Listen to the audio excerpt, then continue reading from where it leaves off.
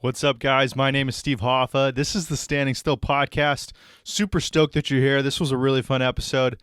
This one, I already was going to have this conversation anyways, whether it was going to be on a show or not. So I said, hey, you know what? Let's make it an episode. My buddy Will Small, one of my really good buddies, he's super into wine, totally into that industry, as you guys will see.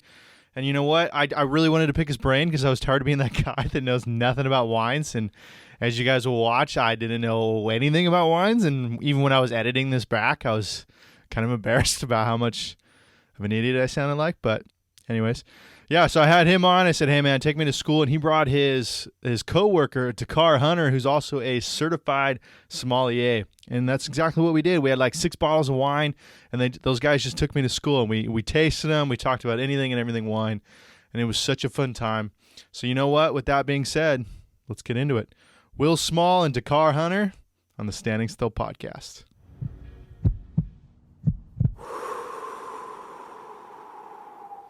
Standing Still podcast. My name is Steve Hoffa. Super stoked that you're here. Glad you're with me. I've got 2 great guests here today. One of them is a good friend of mine, another man that I just met today. I've got Dakkar Hunter to my left, and I got Will Small back on the show to my right. And this is gonna be the wine episode. I'm super stoked, but welcome on, boys. Thank you. Is that the title? The wine episode? Yeah, man. Try to get that microphone just a little bit more in front of you. But yeah, so this is going to be the wine episode. This is probably the coolest outlet for me is this Standing Still podcast because I knew Will was kind of sells wine and that's what he does for a living, sells alcohol. And so I wanted for him to take me to school on kind of just wine and the romance of it and kind of all the little niche things about it, just so I could sound cooler when I'm talking to women about it. like 100%, that's 1,000% the motivation, dude. And so I was like, hey, let's do an episode like a month or so ago. And then he's like, hey, my work buddy, Dakkar, knows his shit too. So got this gentleman on. And then we just went to Bevmo, spent like $90 on wine. Hell yeah. These guys brought a couple bottles. And so we're literally just going to have a wine tasting podcast. And these guys are going to take me to school. So first thing I want to get into is just kind of how's life and what exactly do you guys do for a living so everybody knows beforehand. All right, Will, you want to start? Sure. Yeah. Life is rad, man. It's your tagline. Yeah, man. No, I daughter just turned 5 and son's about to be 1, so I'm hitting all those like milestone birthdays and I basically lived through them now. Like life for me is pretty much the same as it was last time I was on here, but and then I'll let you hit the life part, and then we can kind of tag team the work experience that we're going through. So. That'll work. Yeah, that's a good tag team. Life is good. I mean, besides all the pandemic stuff, life is good. There's plenty of wine. No kids, but can't complain. Plenty of babies in my wine fridge, though. Plenty of those. But yeah, life's good, man. Life's good. Okay. Thanks for inviting me. Yeah, man. All right. So, yeah, what exactly do you guys do? Like, what's your titles? What exactly do you guys do that way? Because I gave you kind of a half-assed explanation of what you do. But, what do you guys actually do? So everybody kind of knows, your background before we get into this schooling. Right. Yeah, job title is inside sales consultant. So we have, we basically distribute wine and liquor all over California. San Diego, San Francisco, LA. Focus on general market, like you said, north and south. Mom and pop stores, liquor stores, talking about wine all day, liquor, menus. Yeah. So we do all day. Okay. I love it. Yeah, beautiful. So we have 6 different wines today, and you guys each brought a bottle, and then I chose out one, and then I just told you guys, all right, just kind of, I don't want to go crazy, right? I don't want to spend a ton of money, but also I wanted to get kind of variety, and then I want it to be, kind of the great stuff of a lower price, because you guys were definitely like, oh, what about this? What about this? You weren't it wasn't a 5-minute trip. Like, you guys were talking about everything. It never is. Right. I was, on Bumble messaging chicks, and then you were choosing wine. I was trying to set up for already what I'm about to learn here, but Yeah, no, you said $100. Like, oh, cool, $100 per bottle. Like, oh no, the whole budget. Like, okay, well, we can work with $100 per bottle. No, but so what do we have? What do we have here? Kind of give me a quick, what brands? What do we have, real quick? All right, Will, you want to do the first three? Sure. Yeah. So we got usually start off whenever there's a rosé in a lineup. You start off with it. Definitely. Because it's the legs and the structure of the wine. You just start with it because it typically is. It's almost like a palate cleanser to begin, right? Mm-hmm. A lot of it's very light. Yeah. A lot of fruit's going to be in there. Kind of gets your palate ready. It's fresh.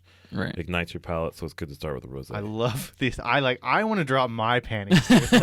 I love these words. We'll do that later. The legs. It's really almost a palate cleanser because the legs of the wine and the different fruits. I'm so excited for this show.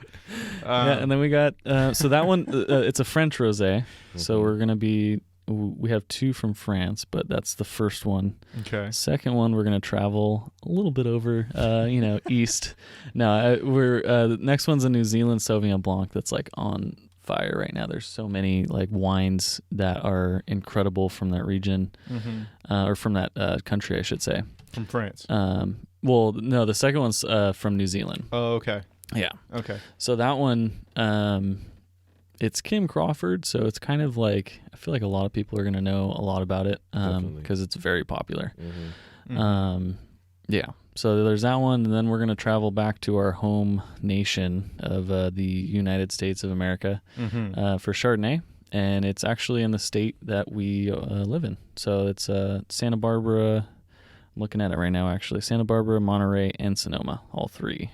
The grapes are sourced from all of them. So it's kind of like a collection of different areas in California that are all just pushed into one bottle of wine. Okay. And then what's the last 3 that we got? So the 4th one we have is a Burgundy. Ooh. So anyone, I know that just sounds sexy. It's poetry. It really is. It sounds like 70s shag carpeting. Like you know what I mean? Like, and then we have this Burgundy. It's like, okay, sorry to interrupt. I'm really excited about this show. That's what wine's for, to get excited. Dude. But anytime you see Bourgogne on something or Burgundy and it's red, don't be afraid. It's just Pinot Noir. It's Pinot Noir. I promise. I don't even know what that is. Okay, so we'll get into the. We'll get into that. Yeah. Yeah. Okay. So that's Pinot Noir. That's going to go into that one. The 5th one is Monsanto, Italian, and their flagship Sangiovese from Chianti. So I guess you can compare it to like an American, I don't know, Grenache or depends on where it's from. It could be just heavy as a cab, but it can go down to something lighter. Yeah. So we'll do that one 5th, and the last one was our yours truly recommendation over here. Yeah, the Vincent. I bought it a couple weeks ago because it has a motorcycle on the front. I did. I told him, I was like, I know why he bought this one. I thought it, and I was like, I tried to read it and like actually kind of Googled a couple things on it, but then I was like, you know what? I'll just be honest, and I totally just bought it because it has a sick bike on the front, and we'll just. But we bought that one again because I tried it a couple weeks ago, and it was pretty good, or I thought it was pretty good. With a guy knowing nothing about wine, so I was like, okay, that'll be my controlled kind of baseline. Like I know I tried this a couple weeks ago and I enjoyed it, so that's kind of my baseline. But I'm looking forward to it. It's Washington Red Blend. Yeah, and Columbia Valley. Yeah, so it's good stuff there. It's like some people think Washington is what Napa used to be, so it's growing. Okay. Yeah, so it's gonna be a good one. So okay, let's get into the basics and then we'll start tasting. So like so there's rosé, right? There's red and then there's white. Basically, and sparkling, yeah. And sparkling. So there's like 4 food groups to wine. There's one more, dessert wines, which are just made for just sweet. Instead of a cake, drink some wine. Really? Yeah. So that is the one. dessert, is the drink. It's thick. Yeah. It's thick. It's well, I mean, it tastes. It's not like actually thicker than. Well, I guess so it kind of is, right? It's like an inner city wine. But it wine. tastes like heavier. It can be. Urban. Yeah. It's okay. You can do like ports. Ports are thick. Yeah. Right. And it's really sweet usually. Yeah. Tastes like coffee, raisins, and chocolate, but it's very good. Yeah. Really? So that'd be the 5th food group. It's probably out of the 5, it's the least popular. Really? I would say. Yeah. Is it usually expensive? Yeah. They usually are expensive. Depends on what you get, yeah. And it's so niche that it's like, yeah. Do you know what I mean? Like it's kind of a super specific occasion that not very many people are going to buy that. Is that why, do you think? I think so. You see it sometimes on menus for dessert, but people usually skip that and go to the cake or the peach cobbler. But I mean, save calories and just drink some wine. I can't wait to walk in and everybody's going to judge me how they normally do, where I'm kind of an idiot, and then I just can't wait to just like blow that out of the water with all this lingo. I mean, Dakkar, you actually know French too, so I you're am. fluent in.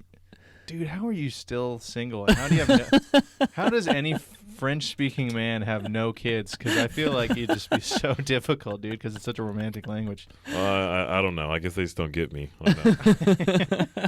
But ça c'est la vérité, je parle français. So I do speak French. Look at that. Right? Sample. Dude, by the end of the show, when I stand up to turn off the cameras, I'm not gonna be wearing anything. Like I'm just gonna be like, all right, cool, the show's over. Like when I came in here, I was wearing full Chicago coat and the whole thing. But I really sound pretty gay on this podcast. But I'm not. I just really appreciate the fine language, I guess. Okay, so what do you think we should? Okay, well, rosé is what you said we should start with. Yeah. So we actually already, before you got in here, we kind of lined them up how you're supposed to go through. Okay. So you go red to lighter white to heavier white, and then to light red to heavier red. And that's kind of, well, that's exactly what we did. Perfect, yeah. Here, Okay. so. Okay. So I already have them lined up, so we're going to go left to right. And look at that. We can even do the video this time. I'm touching all of them. Yeah. So you said it's rosé and then light white, heavier white, light red, darker, or not darker, heavier red. Yeah. That's kind of your order. And that, okay, interesting. So let's start off with the rosé then. Rosé, let's do it. Who brought this one? I forget.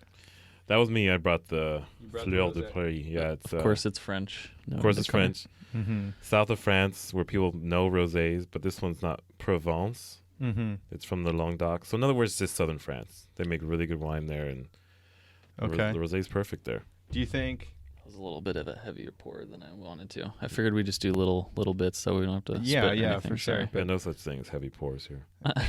Fill it to the top. So okay, well, I feel like France, and maybe I'm wrong. Like I said, I don't really know what I'm talking about. But is France pretty much good in all kinds of wines, or what do they really specialize in? So they really specialize in one we'll encompass today, which is the Pinot Noir. It's like the most expensive wines For in the sure. world Really? are Pinot Noir. Cab, Merlot, a lot of the ones you see in the U.S. are from France.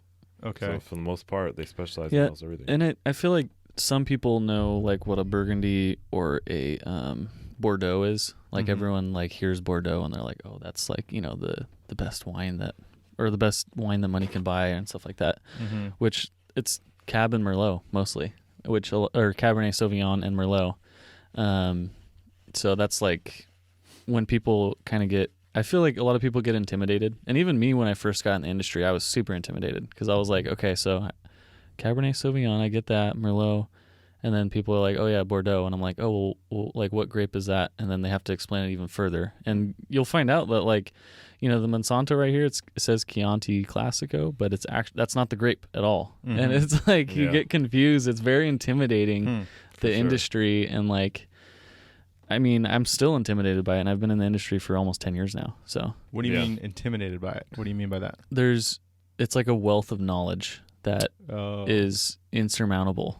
Gotcha. Like you Well could just said. do such a deep dive on that one specific. Yeah. For sure. Like, Interesting. Like I saw this one picture one time, and I'm going to try and illustrate it best I can via audio, but it's like a glacier, you know, and you can only see like the top, like maybe 10% of it, but there's the 90% below that you can't see. And you think, oh yeah, it's just a little glacier, but it's not. It's like super deep and like massive. Like to take on to like, oh, I know everything about that. Right. It's a deep dive. Yeah. Okay, I get that.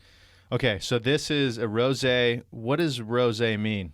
Like, what is it? Like, what kind of grape or what? Like, you know what I mean? What's it made out of? Like, how does that work? All right, I'll try to narrow it down as quickly as I can. Yeah, give me the quick spiel about rosé. So when you see a rosé can't be a rosé without some red grape. So Okay. it bleeds off of a red grape. In this case, it's Grenache and Syrah mainly, which you see a lot in the south of France. And Sure. they let it. I don't know. Okay. You're like, yes. Okay. You do. They're known for that in that area, you know. And they basically let the all wines are white when they come out of the grape. There's only a few that come out red. So they only turn red when they hit their skins. So they let them sit on their skins for a short amount of time. Sometimes, I don't know, 2 weeks, a month, whatever. And they bleed it, and it comes out to the rosé that you see here. And Yeah, because the red wines get their color from the skins. Right. Okay. So this doesn't have the skins in it. It little did bit. for a short period of time compared to the reds. If it didn't have any skin in it, it'd be just white. Right. So white. Okay. All right. You're talking about. So when they go to make the wine, they deskin it to make white wine. Is that what you're saying? Or how does that? What do you mean? No, to make white wine, they just let it come straight from the skins, no contact. Little bit. Some grapes are white, no contact. Either they go straight into barrel or they go straight into stainless steel barrel, whatever. But not much skin contact. So it's. What do you mean by skin contact? So when you're like smashing the grapes, Okay.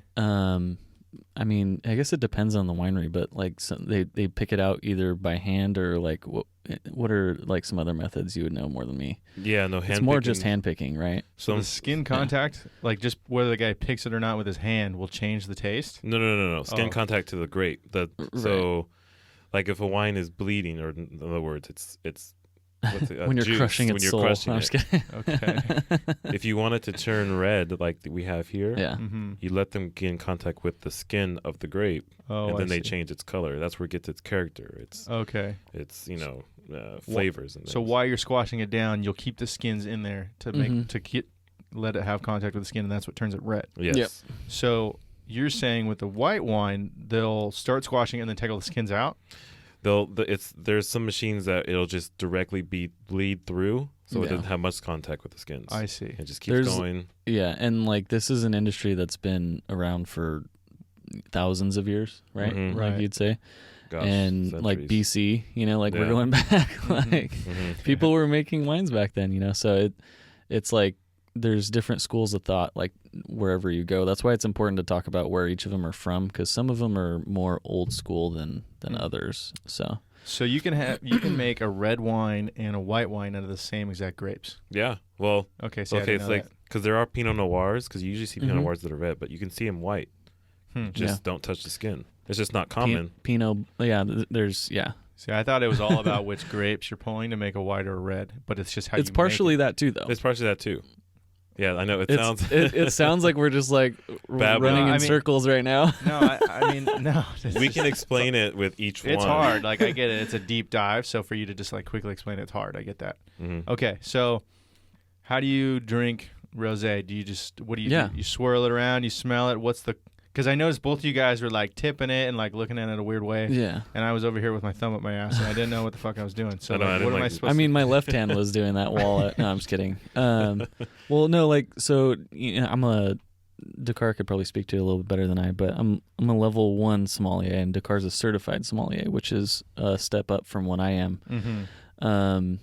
And the first thing that you're supposed to do is vision. So you got to see if it's what the actual wine looks like, and you can see it's pink. Like if so that's the just average Joe can tell you it's pink. And that's just to confirm it's a rosé.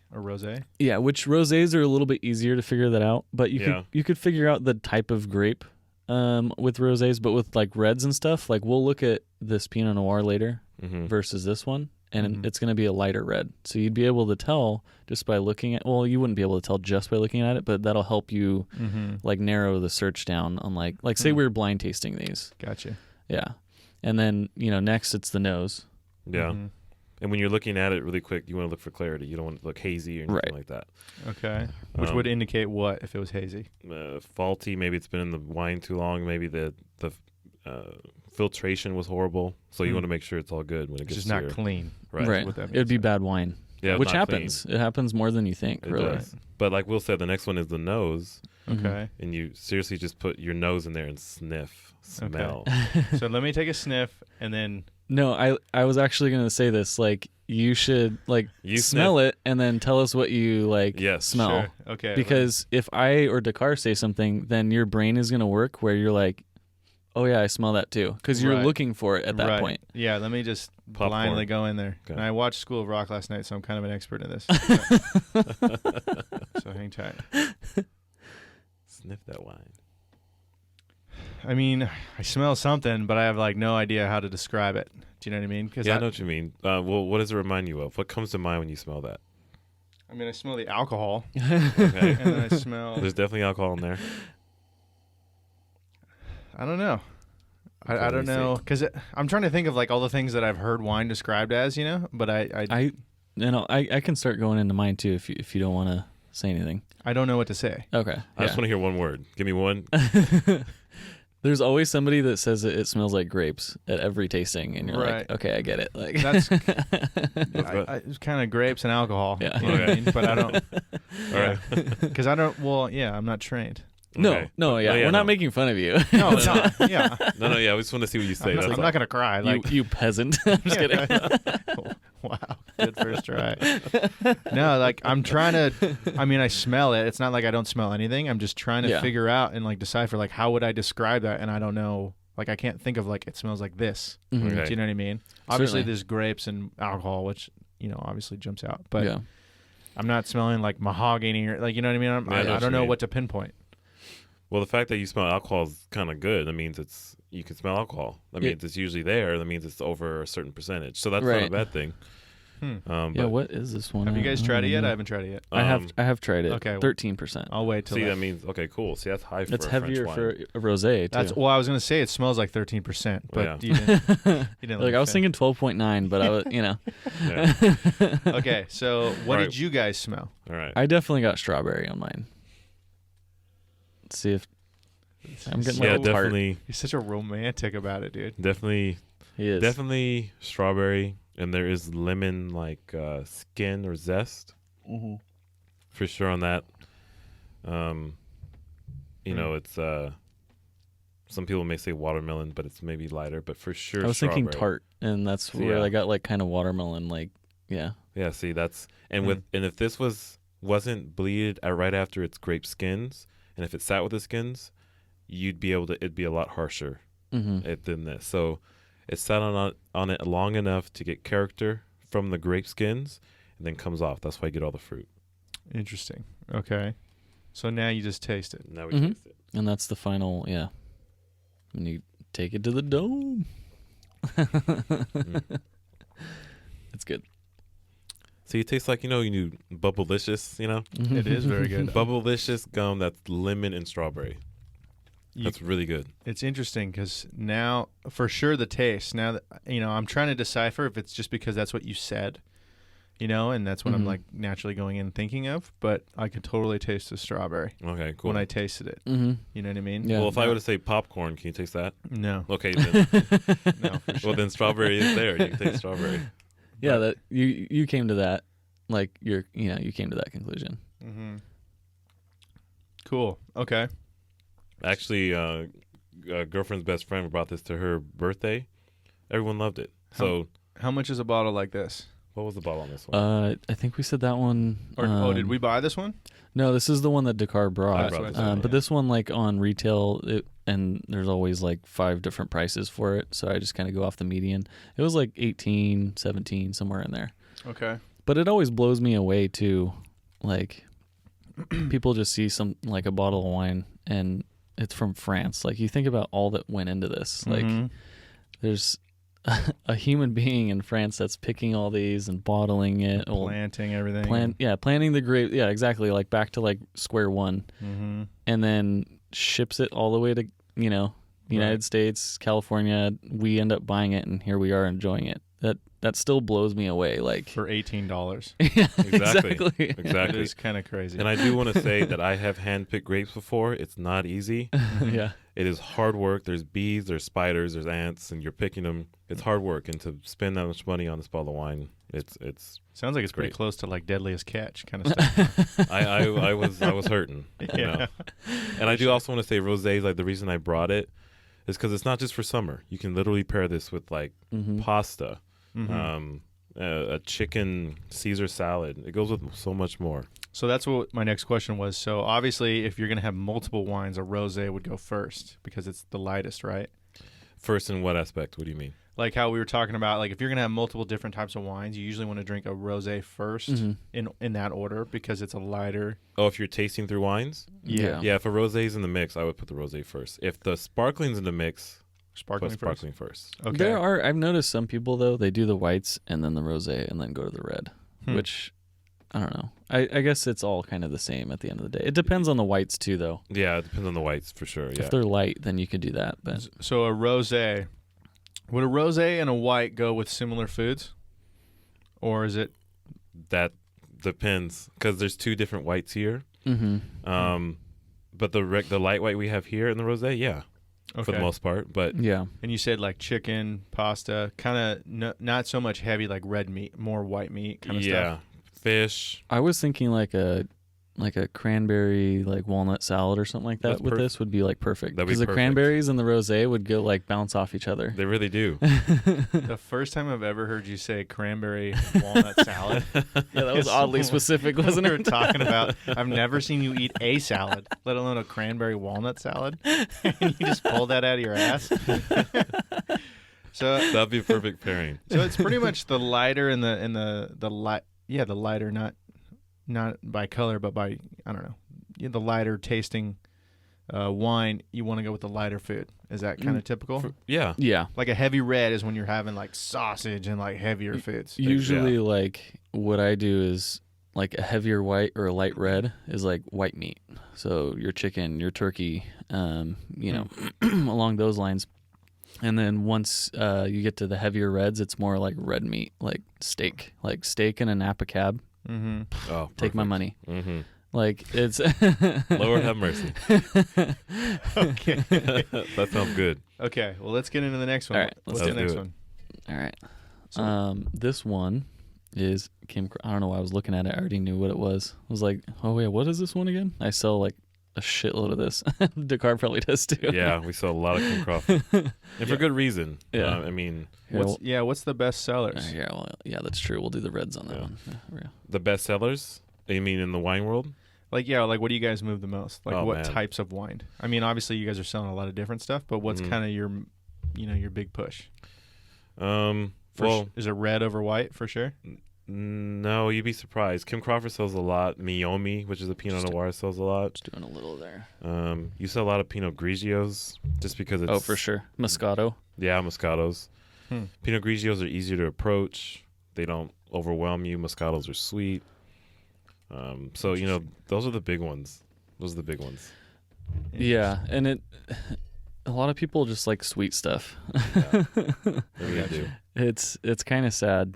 It's like I like the drier stuff, but it's probably just because I'm in the industry and I understand it a little bit more. Yeah, you got to appreciate what you're tasting. Yeah, I've reached, like when I first started drinking wines, of course I like sweet stuff too. But like now, Yeah. as your palate develops and you start to pick up on other things other than just sweetness, then Isn't it weird how the more you get into something and the more knowledge you grow, and it can be in so many different topics, that your palate and your taste for what you like and don't like totally changes? Oh, yeah. mm-hmm. Isn't that weird? I was in the same boat before I started studying where I was, and I liked sweet stuff. I liked Pinot Noirs that were a little different than we are tasting now, but it takes some year to appreciate it, So it's the same thing. You just swirl it, take a look at it, Take a look at it. and it's not hazy. It's actually super clear, Cool. which is what it should be, right? For it's a pale. Yeah. It's actually pale? really pungent, too, because you can smell it. I Yeah, can smell those it were my already. thoughts exactly, for Yeah. sure. I don't know. No, Yeah, when you smell it, you realize that you're smelling yeah. wine. Yeah. It doesn't smell like grapes. Yeah. Yeah, I agree. And this is a popular one because, Mm-hmm. the acidity in it really makes your mouth water, which makes Yeah. you want to drink more. And this is from the land down under next to Australia. It's in New Zealand. So I think this is the only southern hemisphere one that we got, huh? Hmm. Yeah, It looks it is. like it, yeah. All right, what do you smell? What do I smell? Love that smell. It's definitely less fruity than the one before, Okay, Mm-hmm. for sure. It's cool. There's less of a a punch. Okay.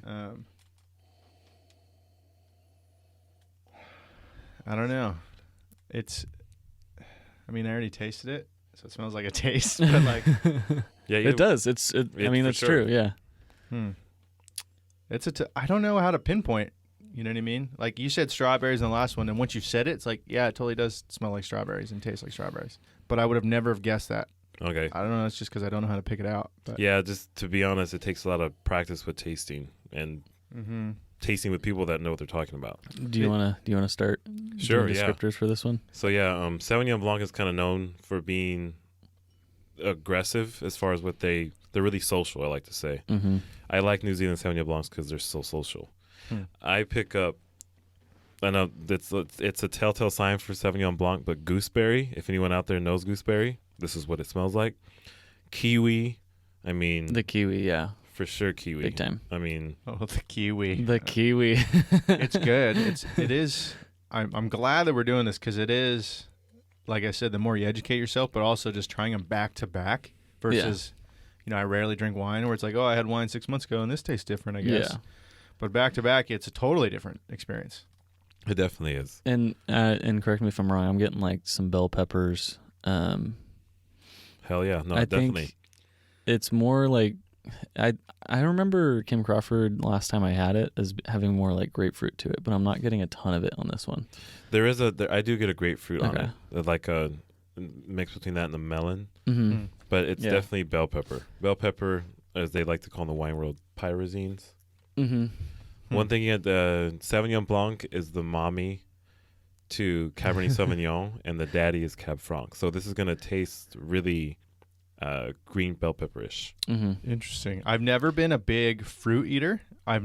Mostly because of the tartness and like the texture. Acidity, So I've never been a huge fruit eater, so that probably doesn't help me with picking out all the fruits that are in wine by smelling it. Well, that's like the thing too. Like he says gooseberry, and I'm always like, right. I've never had a gooseberry in my life. No one really has. I mean, but that's what I used to go to farmers markets and just pick up fruits and smell them. That's what they encourage us to do when we're studying. Really? Is like just to go to a farmer's market and it's like, hey, what's this? And then just like smell it and then put it back down. Which with COVID times, it's not exactly not really appreciated. We'd probably get kicked out here, but but this one's a refreshing one, and because it's so high in acid, mm-hmm. you'd want to pair it with maybe a little fattier foods. Yeah. And I love this too. I do even after trying it and everything like that, passion fruit, citrus, stone fruits, and then the aroma is fresh cut grass and tropical fruit. But I like doing the Sauvignon Blanc from New Zealand because you can taste one from there and you can taste one that's from 100 miles from us in California here, and they're completely different.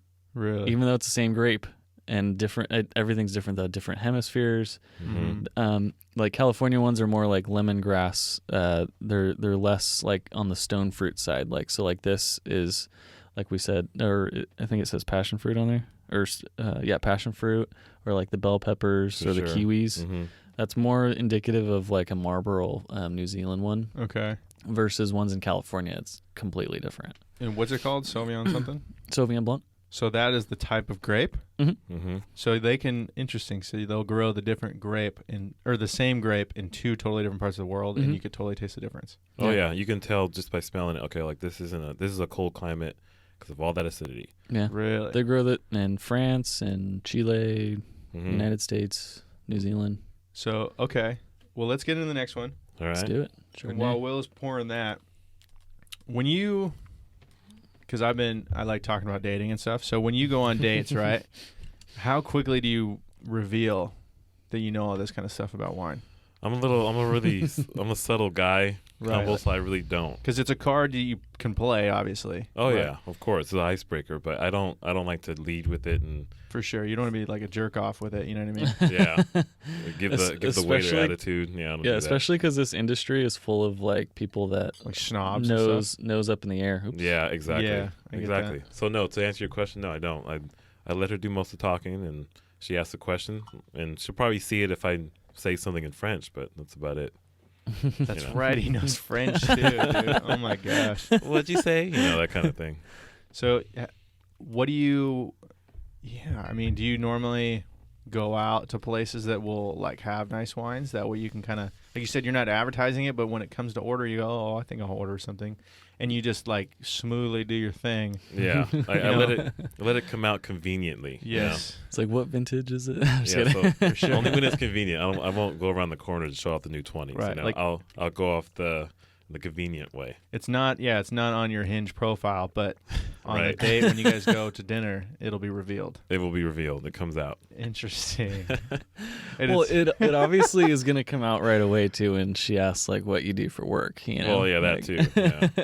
I mean, Right. I still settle there like, oh, I work for a distributing company. That's all. I know. I always say, "Oh yeah, I distribute alcohol." Yeah. And everyone's like, "Oh, okay." Isn't it funny how that works? How you can give a way better answer, but you choose not to because you're so sick of having to either A, explain it, or people just don't care. Yeah, one Yeah. of those two. Like, people so many times are like, what do you do? And I'm like, oh, I'm an electrician. They go, oh, you put like ceiling fans, or you're the guy on the line on the poles? And I go, yeah, that's what I do. Even though that's not what I do at all. But Keep it simple. So what's this one? This is the Chardonnay? Yes, Okay. exactly. Okay, so I'm looking at it. It doesn't look hazy. Bowen Chardonnay. Yeah, but you can tell it's It's a little bit darker. exactly. There you go. See? Learning. I know. Dude, if I get you into watches, you're going to go broke, dude. I know you will, dude. It's Even like though straw. you can get broke going in this one too. You just gotta. That's for true. sure. Oh my Yeah, gosh. that's pretty valid. That's for sure. All right, so Okay. let's smell it. And the swirling around, what exactly is that for? Is that just a... So if we're going in scientific terms, there's little esters, well, things in the wine called esters, and when you swirl it, they come up, and through those esters you get More- smells. They More shoot aroma. they shoot out of the glass. Really? So it's to like make more aroma. Mhm. Exactly, to get the aromas out, to wake it up. See, I love this kind of like the theater of like and the romance of this kind of stuff. Yeah. That one's Interesting. specific. Yeah, very specific. Way different than the last one. Yes, I agree. I don't know what to call it, but I can tell that it's way different. Well, what do you think? Well, I'm always going to ask you. What do you think? What's the first Oh man, profile? It's very noticeable that it's its own thing. Like I could Mhm. totally tell the difference. So I'm just trying to It's completely different. I'm trying to figure out what words to describe it as, but I could tell like right away, like, oh, that's totally different. Yeah. And I can, without giving away too much, because you wouldn't know it. Other people in the industry would know. It would give it away like a couple notes if I say this. But California is known for doing American oak, which is going to give off. So they put their grapes in barrels. Mm-hmm. Everyone does, and then ages it for a little bit. And America puts it in a little bit. Would you say longer? And then the American oak's a little bit more aggressive too. Exactly. American oak's really aggressive. So it's like I can smell this, and I would be able to say it's not from Europe, just off of Really? one sniff. Because you Yeah. could smell the barrel more, Right. and that's a typical stereotype of America or Mhm. California. Well, just New World, like because I think Australia kind of has it too. Right? Yeah. I mean, American oak was cheaper and it's more Yeah. aggressive. And this Huh. palate like this, a lot of people love. Oh yeah, this is Really? yeah. so We you call would it say cougar this is- juice. Oh, yeah. They call it cougar juice. Hey, So if you're Stacey. dating an older woman, right? Let me get No, hi, something. Stacy. Cougar's West. Let me get something with an aggressive oak, please. All right.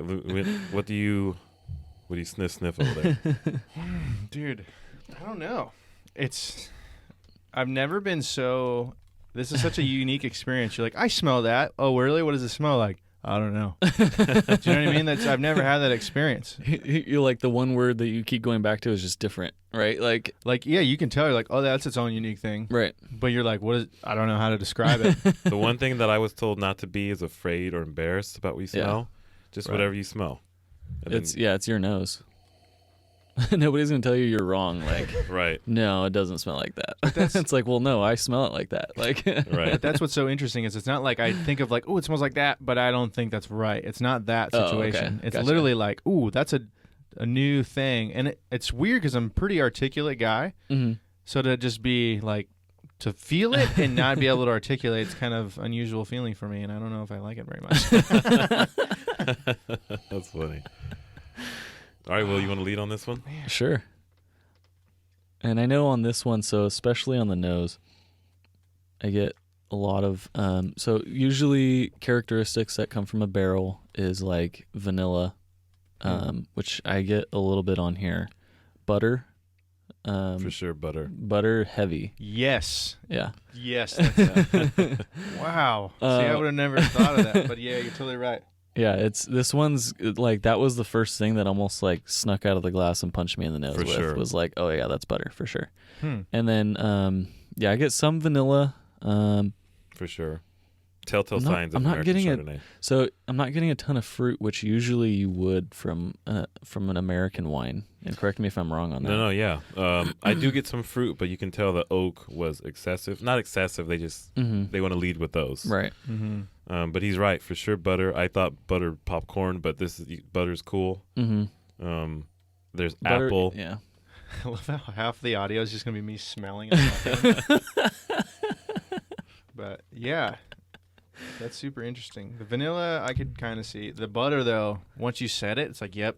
That's what it was. Yeah, good call, Will. No, that's telltale sign. You can smell this, like he said. Like, oh, American They actually Chardonnay. add butter to it? Or what is that from? So, like Will was saying, it's from the barrel. It's from the barrel. Why would the barrel add a butter smell to it, It's the wine's reaction to the wood. And sometimes malolactic fermentation was another process that they do to make this taste come out, which is basically turning mallows into lactic acids, I believe.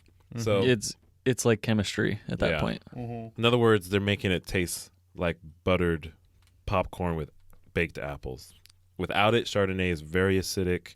It could taste like melon and rock, but it's really interesting. So it's cool how it can change. I taste. Were you being serious about the popcorn thing? Because that last sip, I do taste the popcorn a little bit more. See, yeah, exactly. Which I would have never. When we sat down originally, I was never like, I bet you I'm going to taste popcorn in any one of these wines. I never thought that was going to be a thing. But here we are. No, that's for sure right. And people love this. This is like. Like I said, this is cougar juice. This is like California, like mothers in yoga pants. This is like right up their alley. Because it's not aggressive. It's smooth. Yeah. It's not going to bite you in your ass unless you want it to. It's way to go. You're saying a chicken pesto with Chardonnay is my jam. Ooh. So, yeah. 51st dates, too. The one, like chicken Alfredo, we didn't do it with the Sauvignon Blanc, which, sorry about that. But the Chardonnay, like chicken Alfredo is excellent with Chardonnay. Okay. I've done it several times, and every time it hits a spot. Interesting. Or like a cedar salmon would be great with Chardonnay. Okay. Yeah, some seafood. It's a heavier white, so it can take heavier dishes. Like he was saying, Alfredo, pasta. More cream. Yeah. 100%. Yeah. Right. Okay. So what do we got? Creamy. What do we have next? Ooh. Now, next is my favorite. Yeah. Okay. Dakkar is about to get down right now. Let me throw it down really quick for you. Let me throw this down really quick. Can you do this one in French? No, I'm just kidding. Just like I can try. No, okay, all right. So really quick, my family was born in Bordeaux, raised in Bordeaux. They used to sell wine. So I have a connection with Bordeaux, but Burgundy, there's a romantic connection. It's poetry. That's not what I wanted to do. Some people have I'll compared pick it up in a second. Pinot Noir from Burgundy to Sex on the Palate, pretty much. Really? So this is like one of my favorites.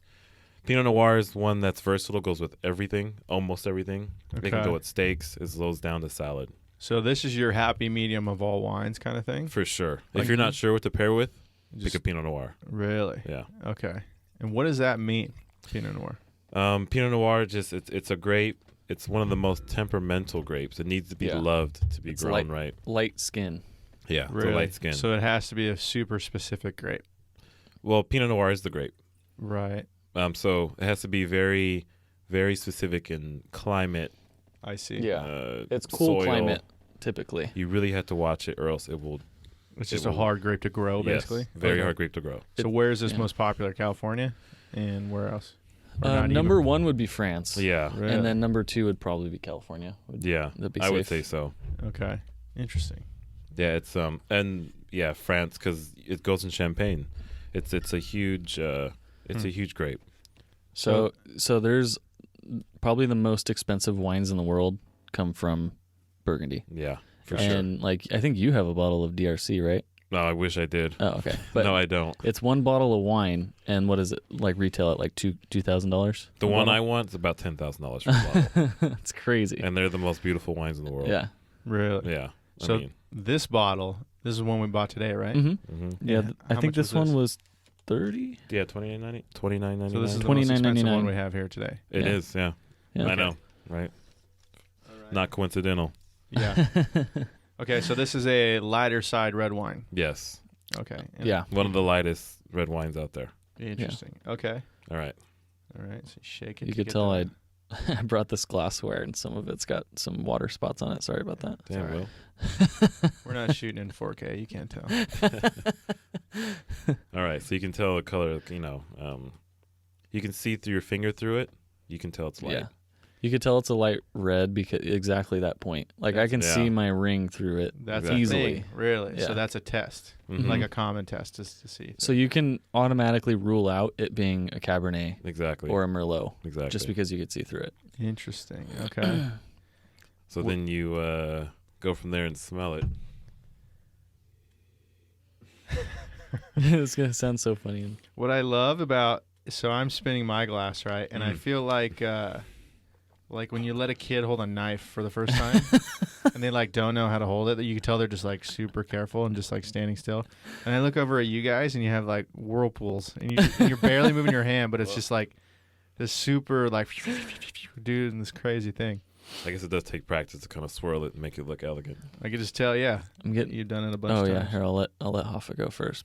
This Yeah. this one's a little bit more difficult to pick up notes on, and I Right. say that because it's the opposite of the Chardonnay. Exactly. Chardonnay, it was like right in your nose, like butter, Yeah. like right away. Yeah. This one you got to work for a little bit more. Yeah. I'll be honest, with all the hype that was going into smelling this one, I thought it was going to be like a here it is, this is the No. smell, and it's not. It's super subtle. No, Yes. if we had a $10,000 bottle of DRC here, then you would feel it. But this is still a Pinot Noir, the same grape, but Right. they use French oak, which is way more subtle. The French do Yeah. not want you. It doesn't want to jump at your nose. They like subtleties. Mhm. Okay. They want to let the grape be the grape without much influence. So Interesting. this is Pinot Noir. It's not the hierarchy, but it's Pinot Noir. Mhm. right. So given that, what do you taste?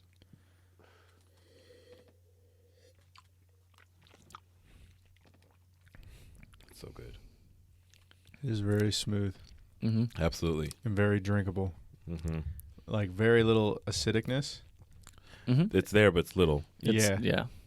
Far less than the what's the second one? Yeah. The Kim Crawford, yeah, Yeah, the Kim 100%. Crawford. That's going to be the most acidic that we're going to taste today for Yeah, for 100% sure. Yeah. by far. As far as how to describe it, I mean, I would say there's more of a sweet fruit taste to it than the white wine, obviously. Okay. Mhm. But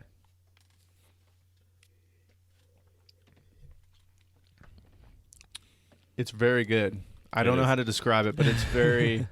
Yeah. I do like. It's got a lot of flavor, and yet it's still very drinkable. Yeah. See. You know, it's not this over controlling thing. Right. See, and that's why people love Pinot Noirs. Will, you want to lead with this one?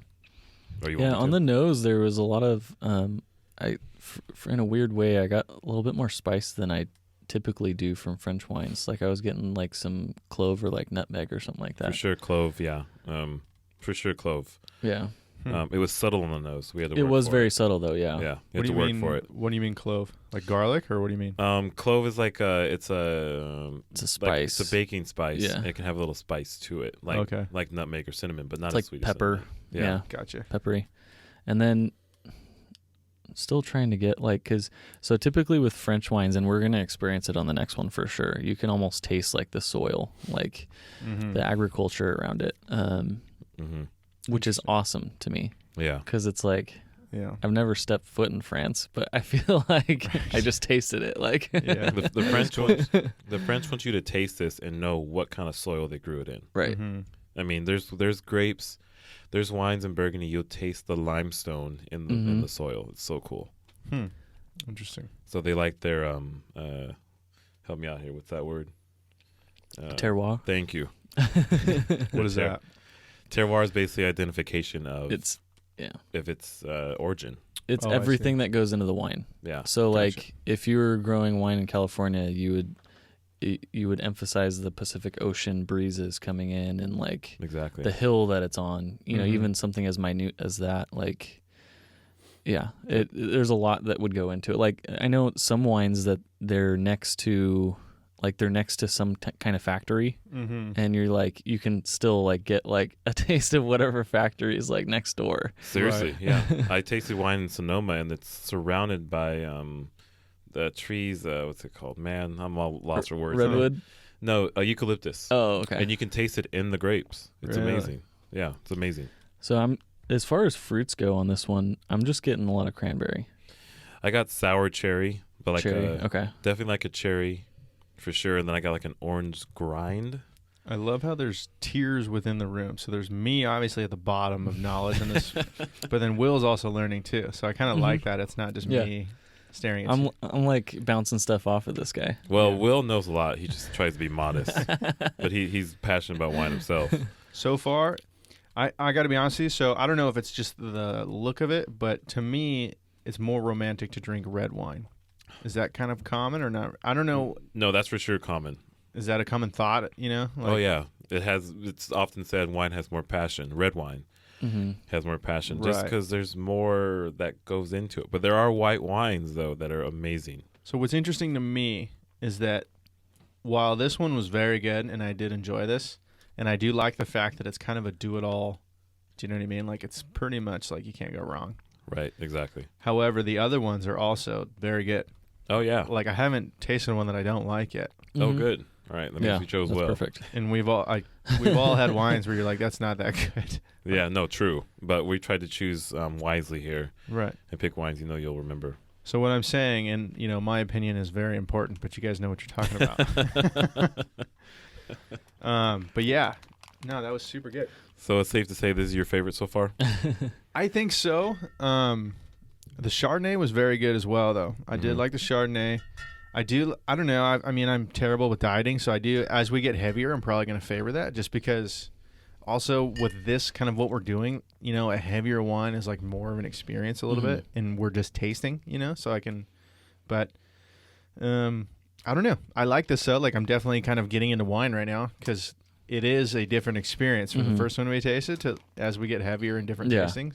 Like, it does change, and then pairing it, like I like to cook, so pairing it with different foods, like it's a whole nother chapter to that meal. You know what I mean? No, yeah. So like I said too, Well said. with this one, chicken, like white meats, this would be perfect with.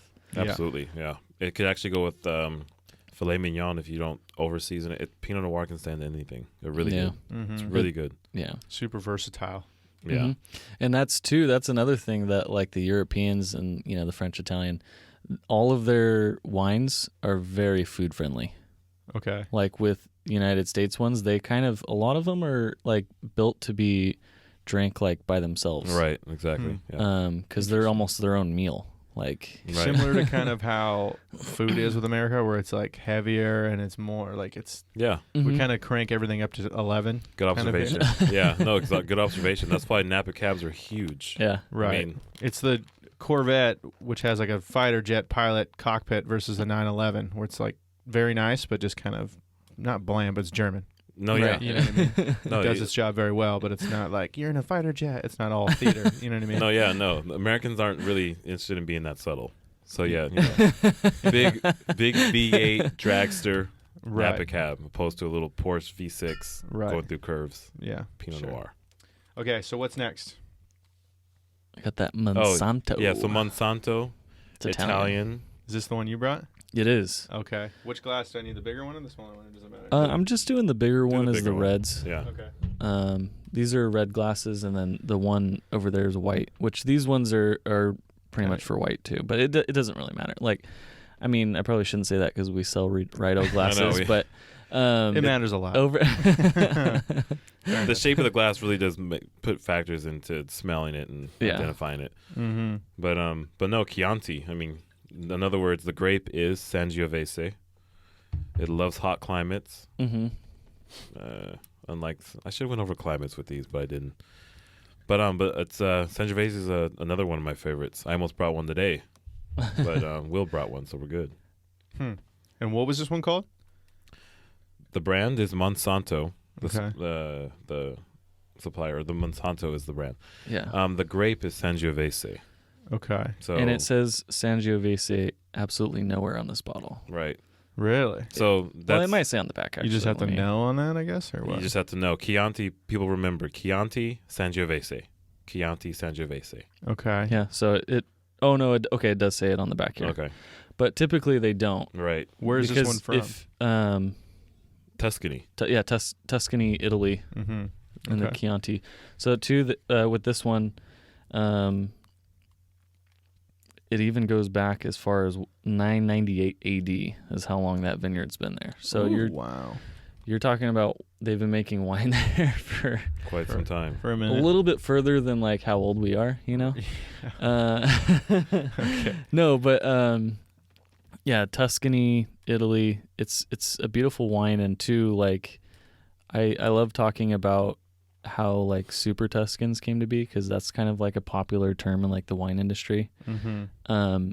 There's a label on here, which I'm going to try and explain to the people that are just listening and not watching, but on the top of every Italian bottle that's DOC or DOCG, that means they have the exact qualifications that the wine laws, and this is probably going to bore like half of the people listening to this now that I'm into it, but whatever. Go for it. But so it like has to go with these strict wine laws, and if you hit all of those, you get DOCG, which is the top one. It's a If higher you hit- quality control. Right. And then there's DOC, and then there's IGT, and then there's just Vino is what it's called. And Gotcha. that's just, you know, you could, I can make that in my bathtub, you know? Gotcha. So like this one is super cool because it follows everything, but there's a lot of people, there's like a counterculture where they're like, oh, I hate the wine laws, so I'm going to do something completely different. Right. And those are called super Tuscans.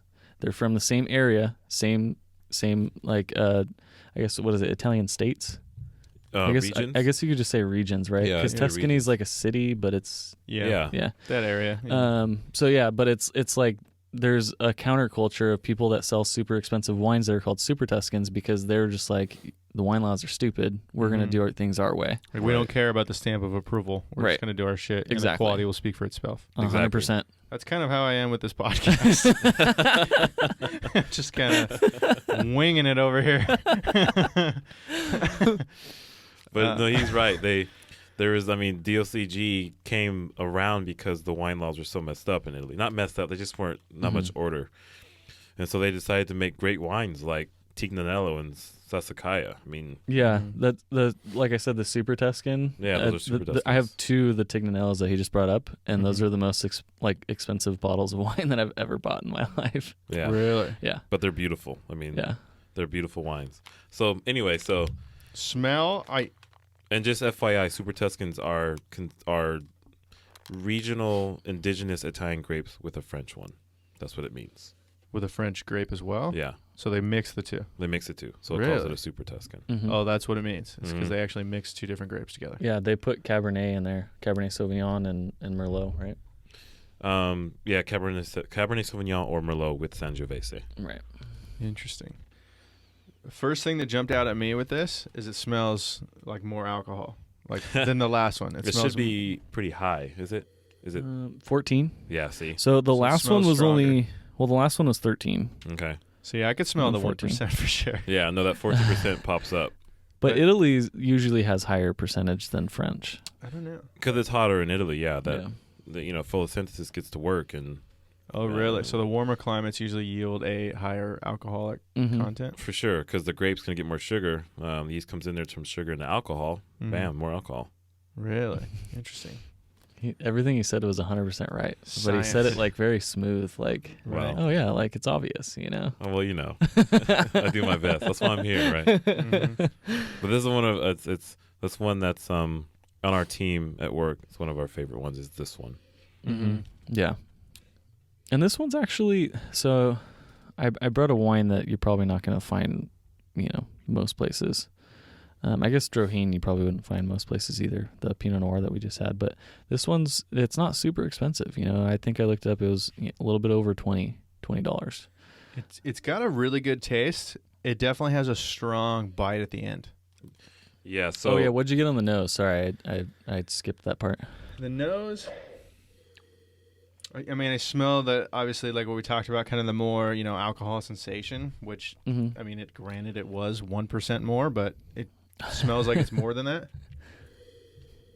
But it doesn't smell, I don't know. I you don't had me know. going there. You were thinking about You were it. thinking about The it. wheels were turning. Don't be scared. Go ahead. This is probably the slightest I can smell the difference between this and the last one for sure. For sure. But it's probably the least dramatic that I've Okay. smelt so far, going from one to the next. Mm-hmm. I don't know how to describe it other than it smells heavier. Okay. But I don't know if that's my mind playing tricks on me. No. It is heavier. It is heavier. Right, because I do know that, but it may be more pungent, like it smells stronger, which Okay. The nose is a lot stronger. I thought the nose was a little stronger. I thought I had to taste it to really get some stuff on it. Yeah. But it's for sure stronger than the Pinot. That's why we put it there after the Pinot. Mm-hmm. But so you get alcohol and you realize it's stronger. Yeah, it's Okay, just a cool. little bit more pungent. And then the taste, it's very good taste, but it is more, and I guess that could just be the pungentness Mm-hmm. at the very end, right? Like after you've already swallowed it, it's still kind of, Lingers. it lingers a little bit more. Probably, arguably, the most so far, I would say, Okay. Yeah. to me. That's true. It hangs out. Yeah. It It for hangs sure out in your mouth. Right. Sounds weird to say. Yeah, no, like Well, I'm I- officially a landlord, dude, because it's just hanging out. That's the dumbest joke I've ever told. One of them, yeah. So I met you today. There's a lot of other ones that were on there. Yeah. I think for me, the telltale sign if I were blind tasting this, the first thing that stood out to me was anise when I tasted it, kind of like a black licorice. Mm-hmm. Tobacco. So usually those Tobacco are, is big on this one. yeah. So usually for Italian wines, you're like, oh, whoa, okay. Really? Anise, or in other words, I get like a licorice. lot of the barnyard. For sure, barnyard. Like forest floor is Yeah. like one of those things. Like a barnyard, like straw. It's like you walk into a barn, like, whoa. It's like you smell that. Which is funny too, because we didn't mention it on the Sauvignon Blancs, but a lot of times the correct, well, like I said earlier, there's no correct or incorrect, but a lot of people say they smell cat pee in like Sauvignon Really? Blancs, Right. something as specific as that, and it's actually in like the sommelier books and stuff like that. So it's not Really? something that we're making up. Like a lot of people will pick that up, Yeah. and so like when I say barnyard, it sounds like, oh, I don't want to try that. That doesn't Right. sound good at all. But like, it's good. It's good wine. It's really just- good, yeah. That's how you kind of explain like in your brain how it tastes or smells. Mm-hmm. Yeah, and this would be perfect with a big spaghetti pasta sauce. Oh, for sure. Meatballs. Pasta. Oh, this Yeah. would work. Heavy Italian. Oh, heavy Italian. Yeah. And That Sangiovese is so good. pesto. It's a great value, Sangiovese. It is. Interesting. I did enjoy it. It definitely, like I said, it's the heaviest so far, and it's the longest aftertaste that I've felt. Quality wine. 100%. Yeah. But it is good, though. So for keep that in mind. We paid $29 for that one, for the Pinot Noir. Mm-hmm. Mm-hmm. And this one was retail what? It was like 2021. So you get more for your buck with Italian wines. Sometimes the French are a little, snooty. What do you think the biggest difference between Italian and French wine is? Well, I'll try to narrow it down. Yeah. We might be here a while. We'll be No, here I'm just a while. kidding. Quite a bit different. So the Italians design their wines to just be on a dinner table with a bunch of food. They didn't really go after awards and stuff like that, unlike the French. But the Yeah. Italians, they make their wines to go with food, designed for it. Mm-hmm. Same with the French, but the French do it with like cheeses and almonds and little things. Mhm. But the Italians do it with their Fagua. big wines. Right. Like And there's so many wines. The Italians do it for socializing and for the love of it. Right. Yeah, they're not snooty about it. Come on over, we'll give you a bottle. Drink wine out of a jug. right. That's kind of how it is. So I would think subtlety is a big difference.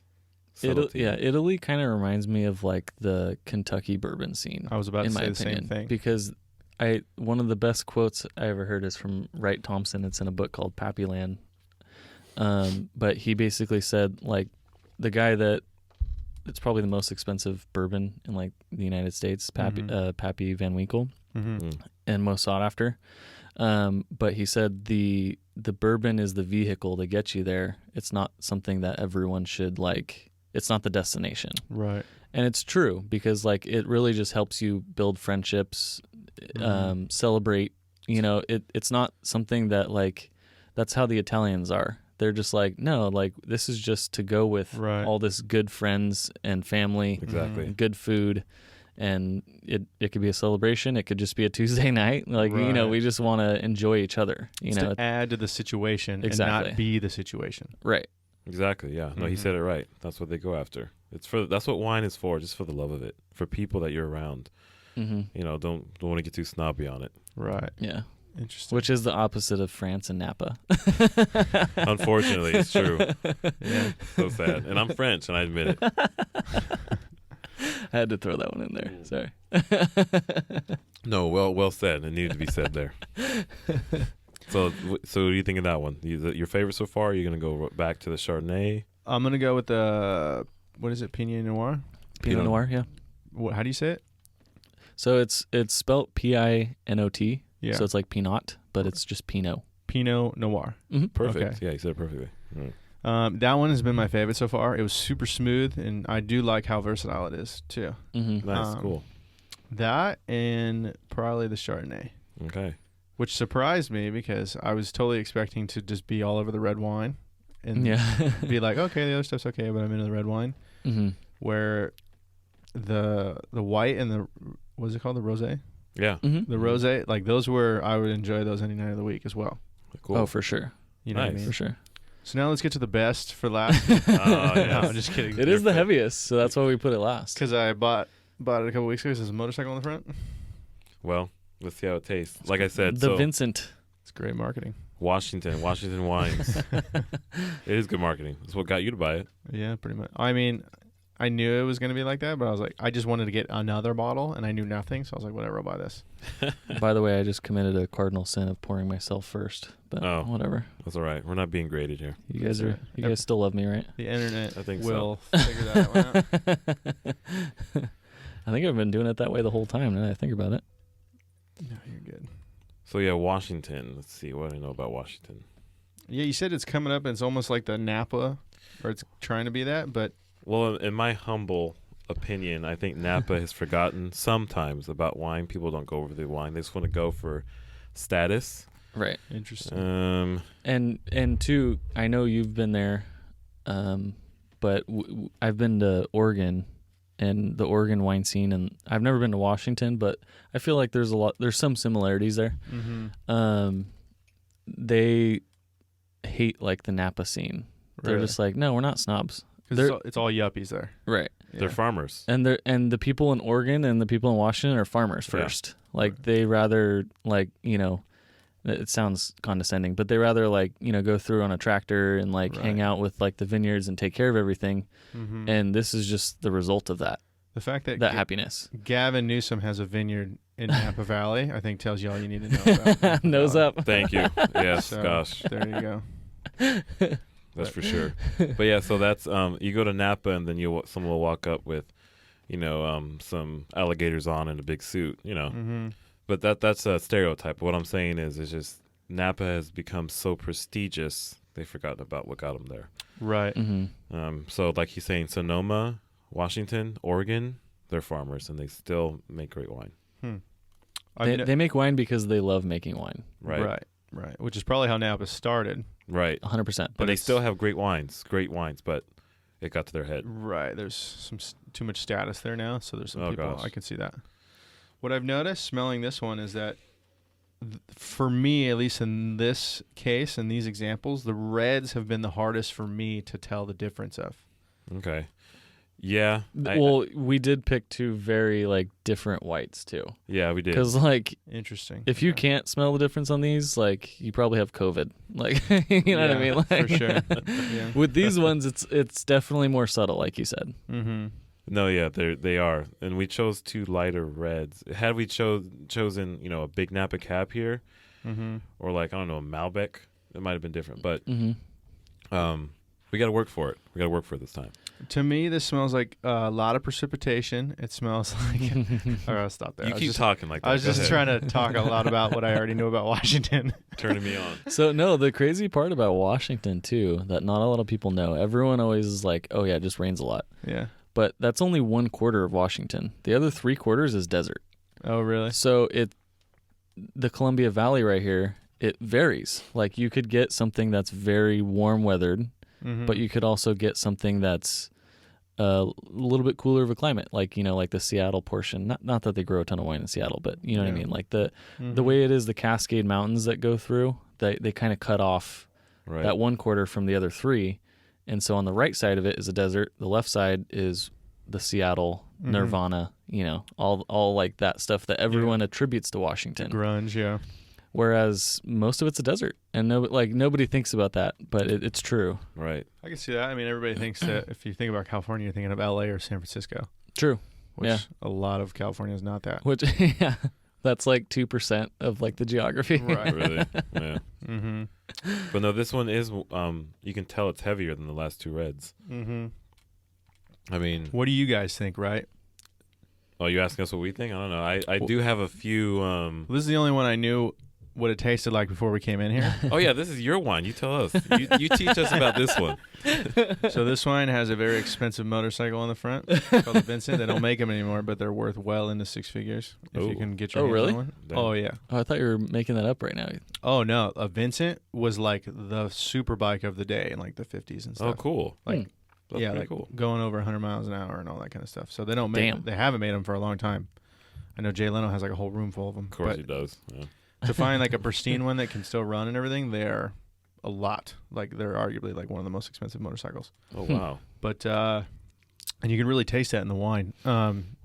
Jay Leno has a room full of them. But So see, if you look too on the on this one, can't Yeah. you can still see your hand Yeah. a little But bit see how because it's I don't have harder? a ton, but it is significantly darker than the Yeah. Pinot Noir. Yeah, it is.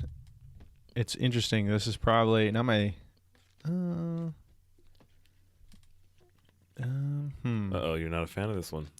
I Yeah. think your mind has changed. You like the I Pinot. think it definitely. It's not bad, but it's not my favorite. It's definitely either at the bottom or close to the bottom. Probably at the bottom, to be honest with you. Okay. Wow. Okay. What do you pick up? Because I know for me, there's a few things that stood out. Because it's such a big wine. Mm-hmm. It is heavy, which I thought I would actually like more, but it's kind of you're getting that aftertaste without anything of the positives from the other ones. Is like maybe in the sense of like how smooth it is. So some of Okay. the, like the one Mhm. before it was very smooth with an aftertaste. Where this is kind of just all aftertaste. Oh, I see. Do you know what I mean? So it's kind of a strong. I mean, it's good. It's sweet. So it's There's a sweeterness it's- to it, So yeah, out of all the reds, it's the most fruit forward, for sure. Yeah. For sure. Yeah. and you could tell that right away. That would be my, I guess, takeaway for sure. I mean, I don't know. Maybe it's just all in my head because it was kind of like going into it. I was like, that's the shitty one that I know nothing about that I bought, like just as a, hey, we'll throw that one in there. So I was like expecting, and you guys chose all the other ones knowing everything you know. So I don't know if that's just in my head. It's not bad. Like I would No. drink it any day of the week, For sure. For sure. but But it's definitely heavier. It's more fruit forward. It's not as I don't know. The other ones are more subtle, and they're leading with more. refinement. There you go. Beautifully said. There you go. Thank you, my good man. There's like a. This is jammy, and Yeah. Mhm. and you can tell it's jammy. It's Plum, like yeah. There you go. Plum, like raspberry preserve, blackberry. blackberry, Yeah. and it's heavy, which is Mhm. quintessential American. So that's what people go after. Well, what'd we say too? I know it says a red blend, but what we looked it up before. What was the percentage of actual grapes? I think it was like 40% Cabernet or something like that. So I looked it forget. up, but it didn't say what the percentage was. Oh, okay. But we know since it says red blend, it's not predominant of a grape. Right. Mhm. In the United States, has to be at least 75% of one to label it. Mm-hmm. So this is probably 74 or anything lower. Gotcha. But it did say it's leading with Cabernet. Hmm. So we can at least bank on that. Right. But it is good. This is something if you want to just have a glass really quick and you love fruit forward wine, this is excellent. Yeah, it's not, like I said, it's not bad. I don't not like it. But the fruit forward thing, I can definitely know what you're talking about. Right. And it is also just a heavy wine. Yeah, It is. Yeah. So like Dries it's- out your mouth a little bit. Yeah, It's right. tannic. Exactly. It's yeah. Like each sip is definitely more of a hit. Yeah. Do you know what I Mhm. mean? And I don't mean that in just an alcoholic type of way. Even It's- if you did, that's okay. yeah. But what are your guys' favorites on the table? Because obviously it comes down to situation as well, and maybe what you're eating and kind of what the night looks like and stuff. Sure. But Can we choose one red, one white, or we have to do one out of all six? you can whatever your thoughts are. Okay. Gun to your head. No, I'm just kidding. Yeah, no. Kill one, marry one, fuck one. You want me to start, or Sure. okay? Since I came up with the idea, I'll say one red, one white. I really like the Sauvignon Blanc. I like the Sauvignon Blanc for the whites because I just like how well they speak to you. Everything's up front. Sometimes that one chick that doesn't want to talk to you. You're like, you know what? Screw her. She doesn't want to talk to me. Fine. The Kim Crawford Sauvignon Blanc, she actually comes up to you. She tells you how she is. You know, she introduces herself. That one's like that for me. It can be in the room. Yeah. It's in the, yeah. And everyone's going to remember it. Mm-hmm. So Kim Crawford Sauvignon Blanc, favorite for white. Yeah. And then I got to jump on the bandwagon, the Pinot Noir. Yeah. The Burgundy. That was pretty good. The Droheen is my top, for all of them. Honestly, if I can pair like the whites and the rosé together, I'd probably go with the rosé. Mm-hmm. Nice. Between the first three that we tried. Yeah. Yeah. I think that would. I like these, the Sauvignon Blanc and the Chardonnay, because they are quintessential. And I know that's like Dakkar and my favorite word when we talk about it, but like that's how Chardonnay is supposed to taste from California. Right. Like it's specific. And then Kim Crawford, that's how Sauvignon Blancs are supposed to taste from New Zealand. Right. So I like them for that reason. They wouldn't like throw you off on like a blind test, but I got to say the rosé and the Droheen. But back to you. Yeah. In the studio. It's for me, as far as the reds, the Pinot Noir, how do you say it? Pinot Noir. Pinot Noir. That one was my favorite, just for how smooth it was. Smooth, but it still gives you the red taste. Do you know what I mean? That's a good point. The other ones where they give you a lot of the red taste, they're not as smooth. So I kind of, and I mentioned it like 2 or 3 times already, but I like how versatile it is. So for me that doesn't know that much, I like that pretty much at all situations. If I'm having somebody over or doing whatever, I can just go pick up that bottle. Mm-hmm. Do you know what I mean? So that's, to me, is very valuable, kind of looking forward. Cool. As far as the whites, I definitely can appreciate what you're saying about the was it Kim Crawford? Mm-hmm. Sauvignon Blanc. In the sense of how it really jumps out at you, and it's in the room, and everybody's going to remember it. I totally agree with that, and I respect it, and it tasted good. But I do think I prefer the Chardonnay, just strictly on taste. And actually, I think I would pick the rosé over it as well. It's interesting. Okay. I did enjoy how it is good, and I do like that it jumps out at you. But the butter taste you described, while it's interesting and it doesn't taste bad, wasn't my. I like the other two better without it. It's just it's a heavy swing, and it just kind of hit me. It wasn't, it didn't hit me right on the jaw. But the Chardonnay, I really liked it right when I tasted it, and then I kind of knew right from the get go that the Pinot Noir was going to be my favorite pretty quick. Wow, it was very good. The common denominator in the reds is the Burgundy Pinot Noir. Yeah, very cool. Surprise, right? Wow. The Vincent was going to win on that one. So sorry. No, I still do think the Vincent's good too. I just the Droheen was just hard to top. Like we could have probably lined up another 5 to 10 red whites or red wines, and the Droheen probably still would have won.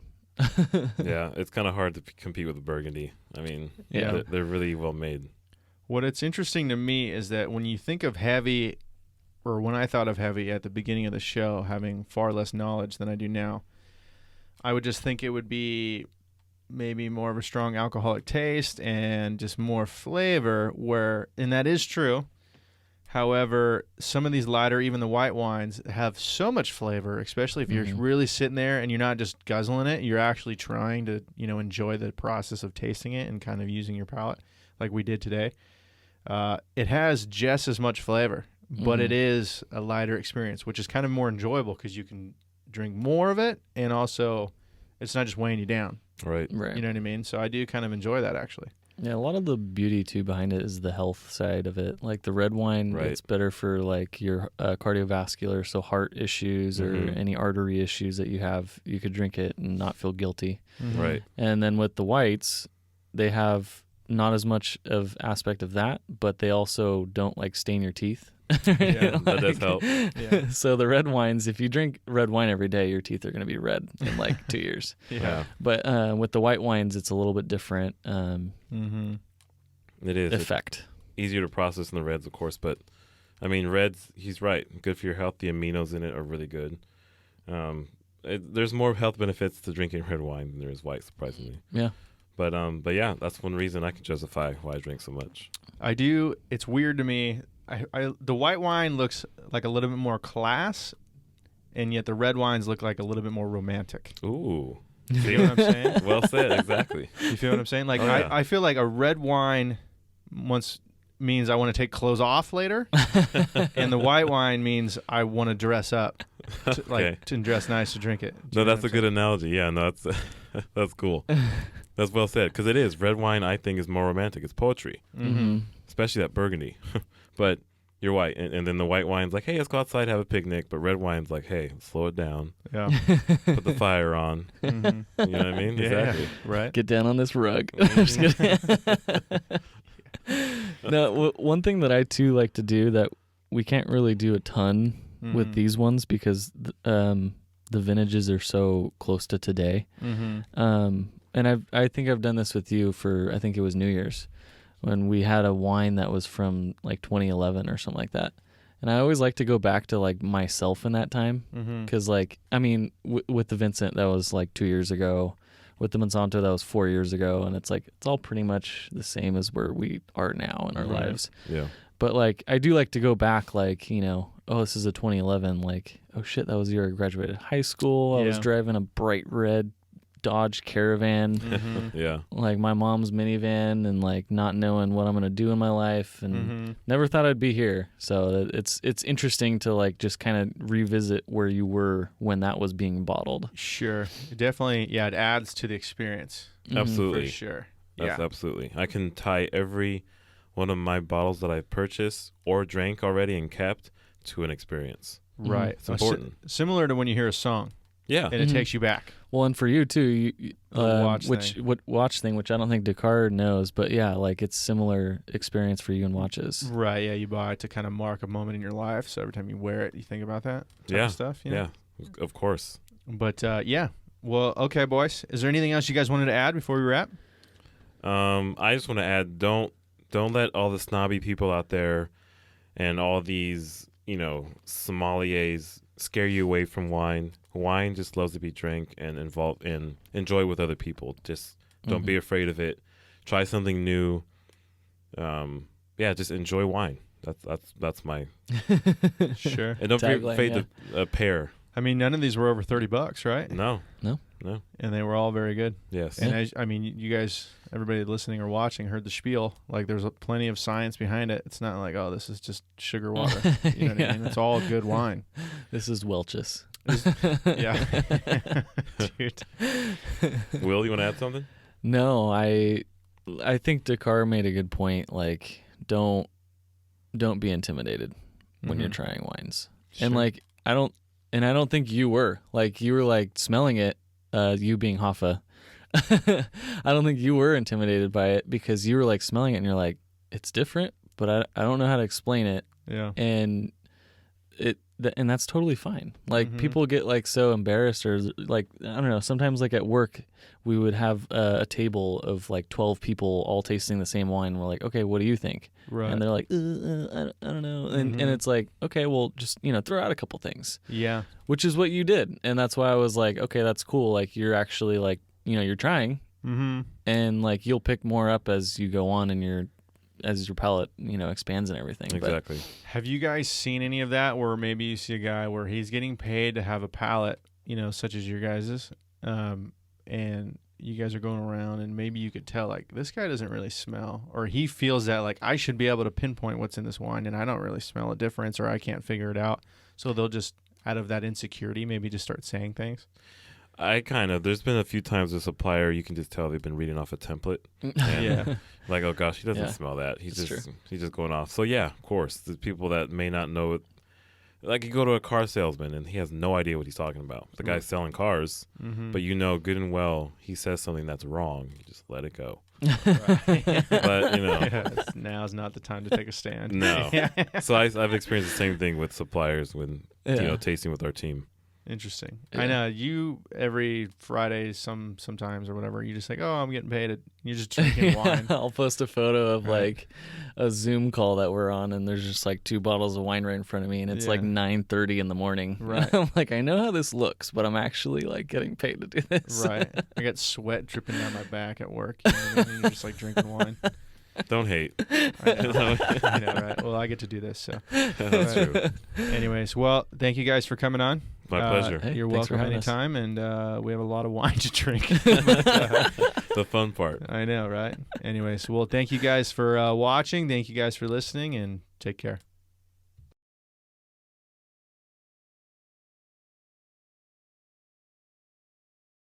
If you enjoyed this content, be sure to check out the Standing Still podcast, both here on YouTube and wherever else you listen to podcasts.